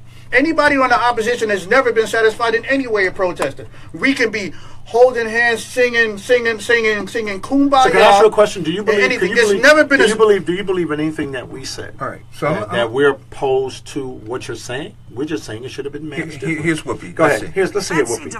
I love Whoopi. Turn that Betsy headphone up. DeVos went to That one. Turn that up. historically black college as the graduation speaker. She went to Bethune-Cookman University, but the student body was like, no. Take a look. Thank you so very, very much for this great honor and privilege. It is a privilege. I am honored to become a Wildcat. If this Now that's the guy to me that's the guy to me that should be born. behavior continues, See? your degrees will be mailed to you. See, hold on, time out. If y'all didn't hear this, a lot of y'all out here saying shit they can hear. Okay, let's listen to her. So she was allowed to speak, and the students did what you're supposed to do when you are when you're protesting a speaker. You're not supposed to say you can't come, but you are allowed to protest. It read as disrespectful to me, though, and here's why. They can disagree with her. Do you have any idea of why? I do, and I also argued against. Remember, I argued against her being confirmed for school. I totally get it. But my thing is, if we're sitting at this table and say, Sonny, I'm picking you because it's fun. No, but say you say something I disagree with, and I start boo, and then I turn around like this the entire show. To me, that's rude. It's your right, though. But it's rude. It's your right under the Constitution. Here's the thing: the booing shouts her down, and you can't hear what she's saying. Turning your back is perfectly legitimate. That means I do not want to see you and hear you. I didn't invite you. I didn't need the booing. The booing defeats the purpose of hearing the crazy stuff she's going to come out with. Right. But turn your back, perfectly legitimate. For two reasons, Yes. I agree with Joy. The one reason is for the people that showed up and it was about something else for them, their graduation, and there's a pride, your protest interferes with their experience as well. So the turning around would fix that. And secondly, Michael Lomax, the president and chief executive of the United Negro College Fund, wrote on Twitter, and this is interesting, I believe we should hear Secretary DeVos at Bethune-Cookman, just as we want her and President Trump to hear the voices of HBCUs. Except that the bottom line is that they haven't, and that's why they're booing. And also, I'm sorry, call me a bonehead, I am a bonehead. But when you are the head of education, and you don't know that black colleges were not a freaking choice, but they were created because there was no you don't have any business going there. I'm on the board of trustees of Dillard University, which is a historically black college university in New Orleans. And what people need to understand is that going to college is a spiritual thing for our community, because for so long we were not allowed to be educated. And so we know that our ancestors fought for the right for us to sit in that university. And to invite Betsy DeVos, who understands nothing about that, as the commencement speaker is a slap in the face to the community. It just is. And so are you holding the college? Yes, because I'm surprised that they even invited Betsy DeVos to speak. That is a poor choice. That was a very poor choice. But don't you think that the fact that it made the press the way it did is something good, so people can say? No, because those kids had to voice their opinions about someone who didn't know anything about where they were, and that's not good. That's supposed to be a good time, like you said. It was so appropriate. Betsy. Okay. Now y'all heard that, right? I am so with Whoopi and the other sister that was talking. The fact that they showed this woman, in my opinion, the same lack of respect that she showed the university. She don't know the history of the university, her position on education in particular, which we all know, does not benefit our community. It was disrespectful from the door for you to even walk up in the building, and we're not going to respect. We're going to give you back in time. Right. So what I'll say, two things that I want to say. One is editorializing what they said. Right. So two things that I want to say is this. One, I think that the person who said they should have, the people who were in protest should have stood up if they wanted to, and if they felt like they wanted to turn their back on it. But if I'm there, and I spent my hard-earned dollars for my child to graduate, and I was there to hear the commencement speech as a parent, and had a personal conversation with my child about what Betsy DeVos meant being there at the college. I should have had a right, and my child should have had a right to be able to experience that without having the rest of those kids boo her out and not be. But they all made the points. They all made the points that we made. Then the second thing that I want to say is this.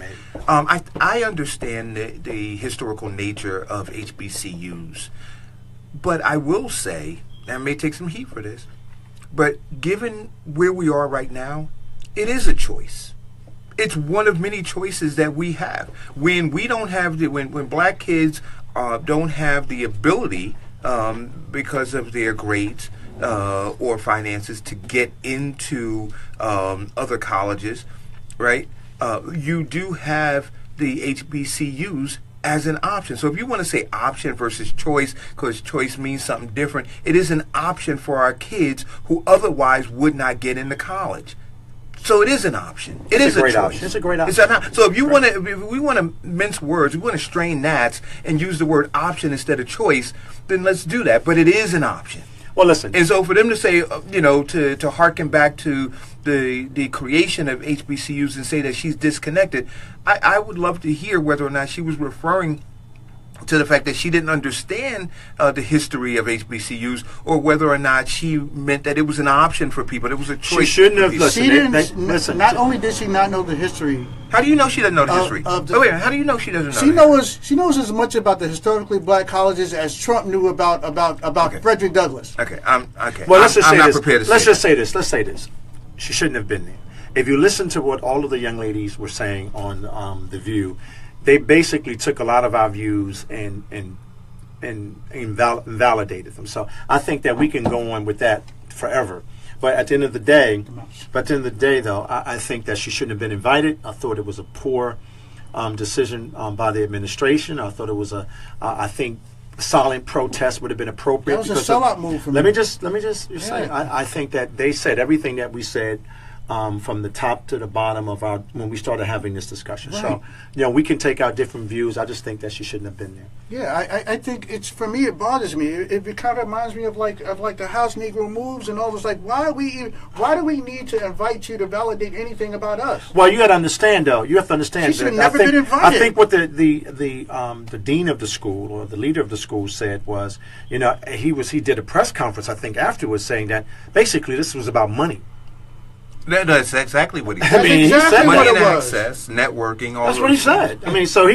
He's disqualified right there. So that's a sellout. When you choose to do something for money over principles, that's selling out. Is there any other term for that? But to me, you're mixing apples and oranges. We said earlier on that the administration made a bad decision. Terrible decision. Okay, so we said that, but then he qualified his bad decision saying it was about money.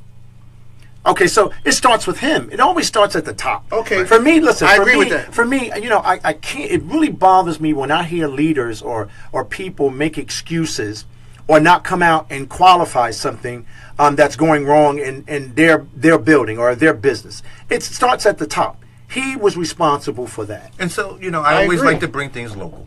So when we talk about accountability and responsibility and when people should be standing up and booing at things that should not have occurred, we were talking earlier, Kevin, about a council meeting or council session that occurred, and you want to give me some information on yeah. They were telling me that I wasn't there. Because I want to know why people aren't booing locally. So but no, seriously. So we can have these discussions, but understand we have a very local audience, right? So the idea is you can be outraged about all these things on a national level. You can be outraged about what Donald Trump is doing or not doing. You can be outraged about Betsy DeVos. You can be outraged about what happened at this college.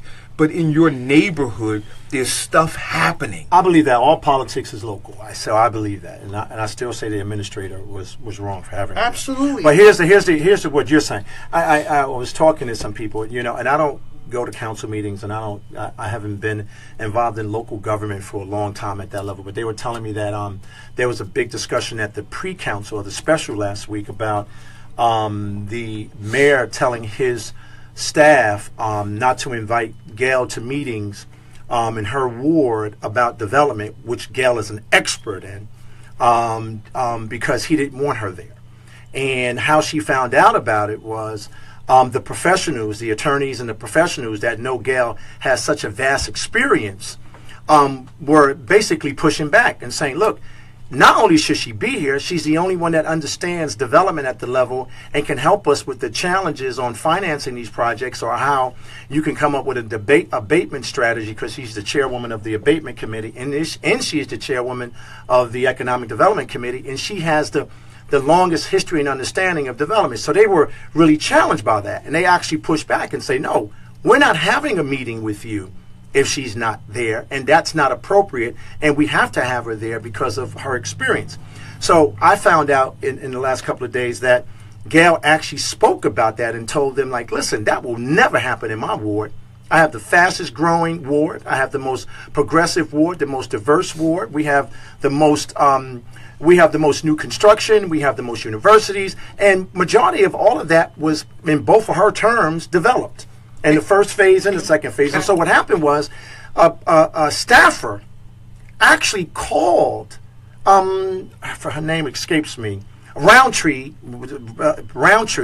actually called those professionals who have a relationship with this professional black woman, this professional councilwoman, this woman that's been doing this business for years, to tell them, the mayor told her to tell them that, she can't, she can't come to the meeting. And now the reason, and I want you to finish this in a second, but here's where the tie-in is. If you guys are wondering where the tie-in is, and I want you to finish, Kevin. But here's the tie-in. So if on one hand you're going to say, well, people should be protesting and booing the fact that somebody's not connected with a community of people about the issues that most concern them, well then, shouldn't you be booing somebody who says, well, here's somebody who does connect with a community of people, and they do bring some value, and they should be there, but now you have those same people who are booing the fact that this person ought not be there, and they're ostracizing somebody. But first of all, that's unprecedented. That's number one.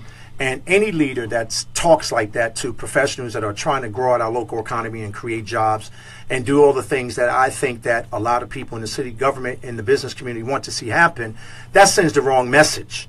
That's not leadership. That's petty politics, right? I mean, so we can't allow that to happen. But what I found interesting about the story was that there was no formal statement from the mayor saying, oh, I did not say that. And I really realized why he can't say it, because they have been saying it. So let me finish because I'm not involved in Gail's day-to-day operation. Me and Gail are we're not monolithic, because Gail feels that the sky is blue. I feel the sky. No, we don't think like that. We're not monolithic. But that's the point I'm going to ask. Is being that we do have a direct connection to her.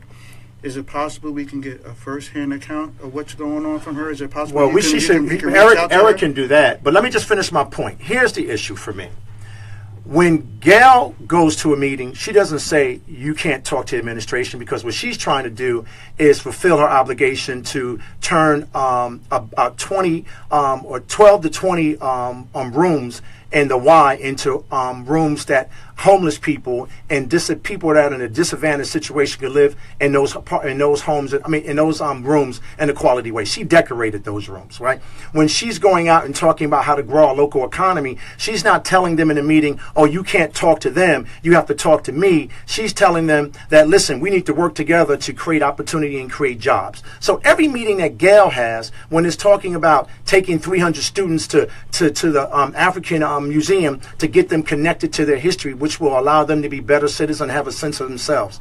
So everything that she does is to promote the city, right? When it comes to women, she's talking about empowering young women for future leadership positions, not staying in government for 30 years not doing anything. She's saying, listen, my time is now, but your time is soon, and I'm going to be working with you. So if you look at the narrative that she's promoting in the city, right, when it comes to education, when it comes to job creation, she's not going in those meetings and telling people, well, you can't talk to her.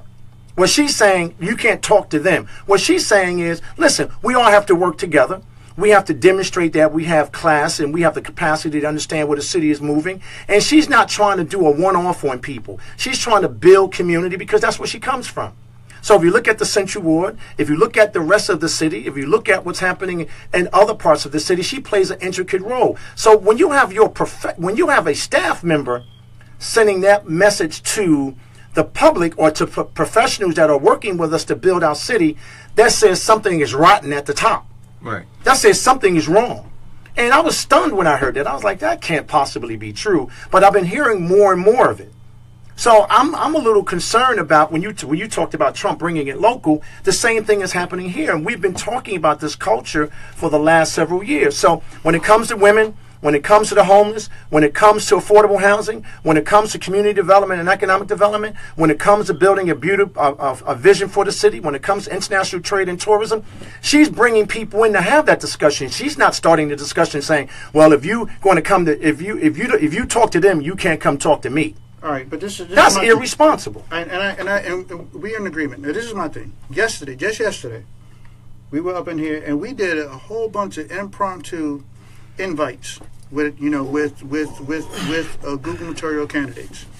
Can we not try an impromptu phone call to Gail right now? She's at the groundbreaking. That's why you can't do it. I mean, she might be available to pick up. I'm just saying if she's available. So look at my watch. I think Eric should call her and talk to her about it, but she's at the groundbreaking. I know a little bit. But you should do that. Yeah, I'll reach out to her. I'll reach out to her and see if we can get her on. And make sure I'm not on the show. Okay.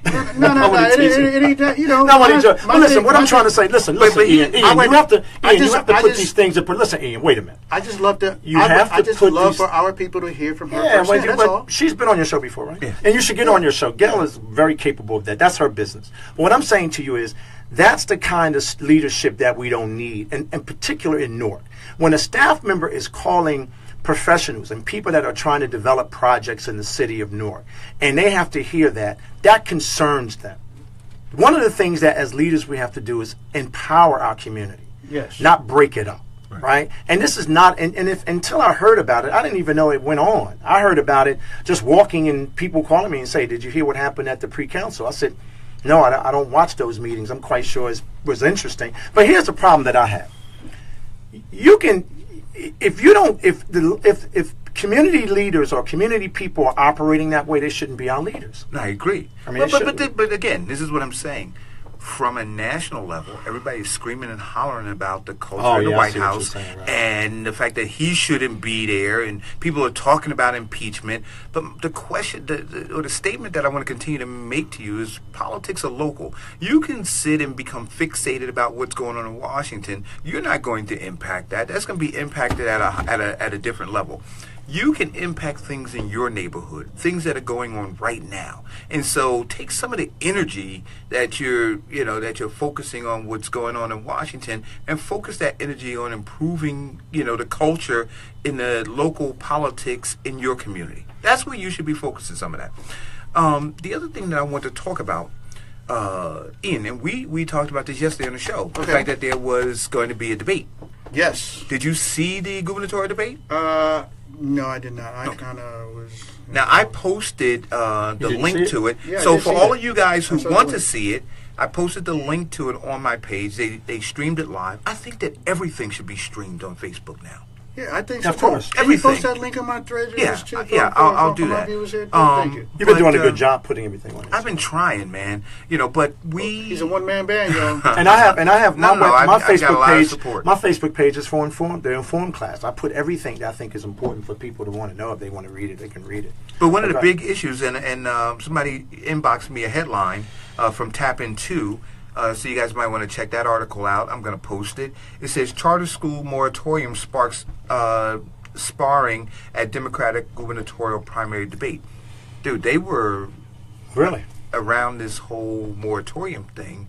That was, excuse me, that was one of the issues because, I think you have special interests on both sides. Right? And so they want to walk this fine line so that they're not turning anybody off. Because you have, especially if you look at Newark, you got 1/3 of the students who are now attending charter schools. So, to say, hey, listen, and then you got a waiting list of other people trying to get into charter school. So for these candidates to say, hey, listen, we want to put a stop on that. We don't want the expansion of it. And so some of you parents who want your kids to go there, you might be out of luck. And you may have to send them back to a failing district school. It's not something that these parents want to hear. Well, you know how I feel about that. First of all, I am a big supporter of school choice. I am a big supporter of parent choice. I'm a big supporter. Do you think a moratorium? I don't think a moratorium is the answer. I just don't. I think they were all, actually to me, they were all just playing to a group of special interests out there that are opposed to, charter schools. And I think charter schools are going to have they're going to have some serious issues in the future because I think that their model, even though I think it's been successful, is quite flawed. And we talked about that. I think our focus in the next couple of years should be real clear.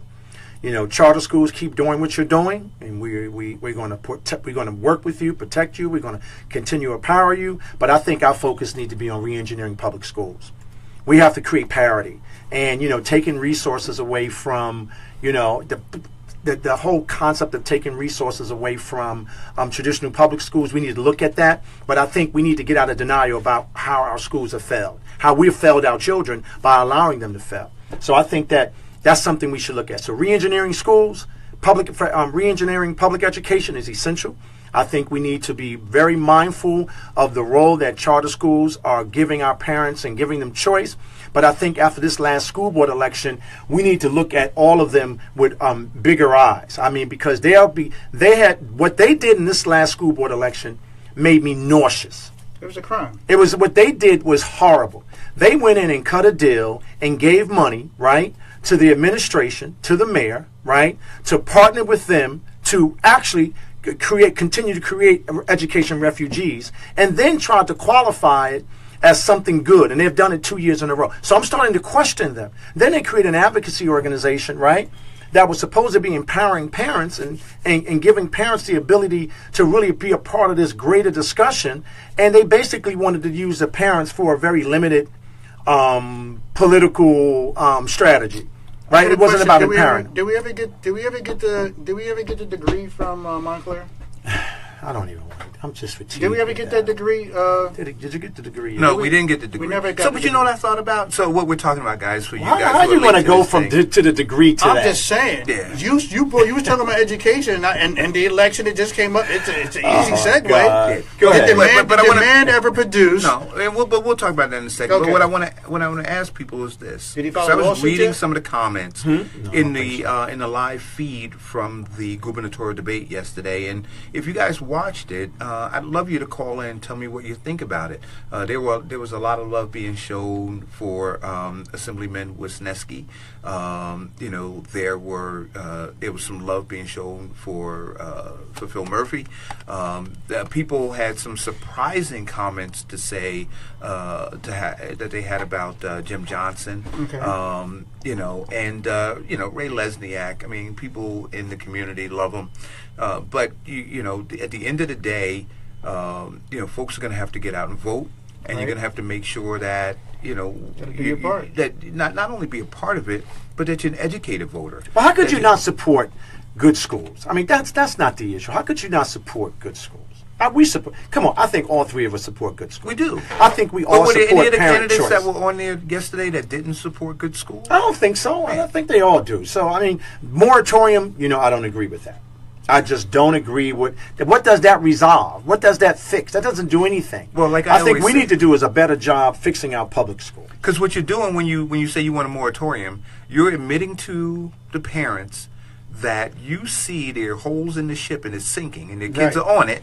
Right? You haven't figured out a way to plug the ship. You understand what I'm saying? But you see a rescue boat over there, or at least you see a boat that the parents see as a rescue boat, and you're telling them don't get on that boat, stay in that sinking ship. Right. And I don't think that that's good for anybody. I think we need to challenge both charter and both charter and public. I think we need to, initiate a whole different dialogue about what we need to do with re-engineering our public school. That is a real... Listen, we can't go any further, and we should not do any more expansion on anything until we put a blueprint that's really based in reality, not political minutia, that's going to help and empower our kids in the future. And so they can compete. Right. And so now not a political activity to make like we're doing something. I agree. And so to the question that you asked, Ian, I would like for our board, our newly elected board in Newark, the newly elected board in Irvington, the Board of Education in Orange and in East Orange, South Orange, all of them, I'd like to know from them which candidate they believe is most aligned with helping our urban communities achieve this goal of being able to provide great educational opportunities for our children. Like, they've been silent. I would love to see them come out, in a big way and say, hey, listen, I think that the message that guy or gal, because you do have a woman running, what they're talking about is what we need, and that our communities need to be behind them. But I haven't heard the greater education community get involved in this discussion. I mean, I've seen political bosses and other kinds of folks weigh in, but there's a big education issue that needs to be resolved. Well, it's hard. It's very hard work, and I believe that you shouldn't be giving, blanket statements about that until you really give some thought to it. I think all of the gubernatorial candidates had a difference of opinion. I think some of them might have been just grandstanding. It is a very complex issue, and guess what? All of those kids that go to charter schools are the same kids that live in our neighborhoods. Right. These are not kids that are from Mars. These are our kids, right? So if those kids have the opportunity to have a quality education, I want all the kids that go to any of those schools to have the same standard education, quality education. So, I mean, for you to just say, I'm against charter schools and we should do a moratorium, that's irresponsible. We should be looking at education as a serious issue and coming up with something high impact that's going to change the trajectory from success, from failure to success. And we haven't had that conversation because everybody's politicized it. You march the kids up and down Broad Street against one Newark, Newark, right? And then when surf comes in, right, nothing changes. You march the kids and you tell everybody that Cammie Anderson was the devil, but Frankenstein's there now, right? So I'm trying to give it in some simple way, but no one's saying anything. Right. They took money for community schools and wasted it. They negotiated to put weak leaders to represent us at the school board level, right? They negotiated $42 million for a developer, right? People are still talking about our kids not having books in schools. They are now depopulating our schools. And they're talking about 3,000 to 4,000 kids that are not in school right now. Oh, that's even. So that's a very serious issue. This is actual. You're late with that, by the way. We heard that earlier. Yeah, we heard that earlier. Yeah, we heard that. What is that? He's talking about a tweet from Trump. We heard that already. But you're late. When did you start looking at news? What tweet is this? Read the tweet. Read the tweet. Go ahead, read it. It says May 12th. You got it up. Go ahead, read it. Isn't today the 12th? It is. Go ahead. What is it? May 12th. Donald Trump tweeted, according to this. Is this a real tweet now? That's a real tweet. Okay. James Comey better hope that there are no tapes of our conversations before he starts leaking to the press. What? This is a May 12th tweet. So was he suggesting James Comey better hope? So he's threatening the there former are director no of tapes FBI? of our conversations before he starts leaking to the press. So what are you suggesting? He's suggesting the president, right? That Comey may have taped him? No, that he might. It says Trump to me that he was taping him. He was taping Comey. Trump threatens Comey in new tweet. This was from. And then read the tweet again, because it sounds. Read it again. James Comey better hope there are no tapes of our conversations before he starts leaking to the press. No. See, he's saying that James Comey, that if there are tapes, right, then he's saying then he's saying somebody taped the president. That's what he's saying. No, that's not what he's saying. He said he better hope that there are no tapes. He's threatening That's him. not what he said. No, what to me, when I hear it, it seems to me that the president of the United States was taping the meeting. But he's saying he better hopes that they're better. He's saying James Comey better hope there are no tapes. There are no tapes. So what I'm suggesting to you, the only person that will be taping a meeting, when you make a statement like that, that means you have some information about the meeting being taped. So the only person that would have had the capacity, because Comey, if Comey wouldn't be taping the president of the United States of America, I don't believe that. That's the point he's making. That's what I think he's saying. I disagree. Besides I believe Comey is not my homie. The real tweet. I think that what he again, his tweets. I mean, this guy's really cool. So imagine if I met with you, right, or you met with me, and then you said, "Yo, I'm gonna talk about our conversation, Eric," and I said to you, "Hey, Kev, there better not be any tapes of our conversation." Well, then I would be thinking that you might have taped it, and then you're going to leak some stuff. And now I'm going to, talk about some criminal action as a result of you. But I think the president, for the president to make a statement like that, right? Or well, he better not too, right? He's saying to me, it implies that the president was taping Comey's meeting. All right, so somebody's dude. This is getting, I'm just saying. This is getting crazier and crazier, man. And I'm posting this on my page right now. Donald Trump tweet: "Comey is not my homie." I'm going to go with that. That's my news. You're doing fake news. Yeah, that's fake news. We're not involved in fake. But so that's what he's saying, essentially, right? So now here's the thing on. I'm just paraphrasing. Go ahead. On local stuff. You're gonna get us killed. Regarding your, yeah, man, we have to really lock ourselves in the bunker, man. Comey's not my homie. Come on. But I do have. I'm not coming to your WrapUp Fridays. But go ahead, man. Go ahead, guys. Go ahead. Go ahead. Yo, what did they say? They say by the time a drone hits, right, all you hear is a whistle, and then it's done. Boom. Go ahead, guys. Deborah, I'm just saying. Isn't that what he's saying? Hey, young man, stop tweeting and go lock the door. Yeah, go look up in the sky, see if you see something. Go ahead, guys. We do have to talk about. That's funny. We have to talk about Reggie Bledsoe because I got to continue to talk about it. That guy with no degree. Right. But every day I go to the NPS's website, the Newark Public School Advisory Board's website. Okay. And conspicuously, they still have not posted the bios. Now, here's what I got to say about this: their bios are already completed because they gave them to the Newark Trust, and they put them up on the website. All three of the winning candidates, their bios were up there. So, what would change in the bio from there to the NPS? Listen, last week we had. And then here's the other piece that I want to say, and then you got it. Thank you. I'm going to ask our newly appointed or elected chairman.